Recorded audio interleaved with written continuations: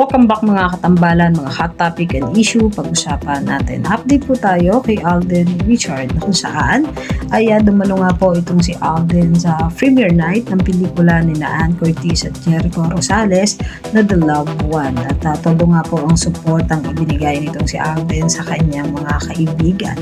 At ito nga po ay ginanap naman sa SM Mega Mall. At nang dumating nga po ang isang Alden Richard, ay talaga naman naghiyawan yung mga dumalo doon sa naganap na premiere night ng pelikula ni Ann at Jericho. Makikita naman na napakarami din ng mga tao na dumalo doon sa premiere night kung saan nga po ay may mga photo itong si Alden.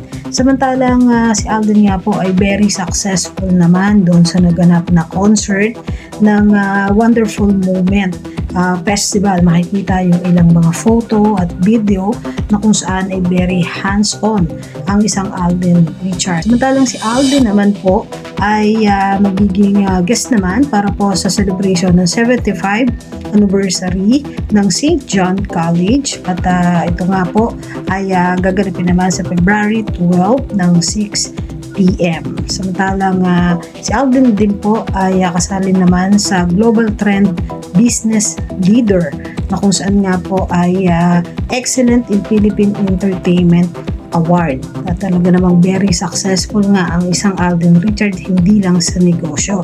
Samantalang si Alden nga po ay magiging host naman ng Season 2 muli ng Star on the Floor. Ang update natin ngayon kay Alden, kaya mga katambalan, ano masasabi nyo? Mag-comment lang sa comment section at pag-usapan natin. Yan ang mga hot topic and issue dito lamang sa Tambalang JK.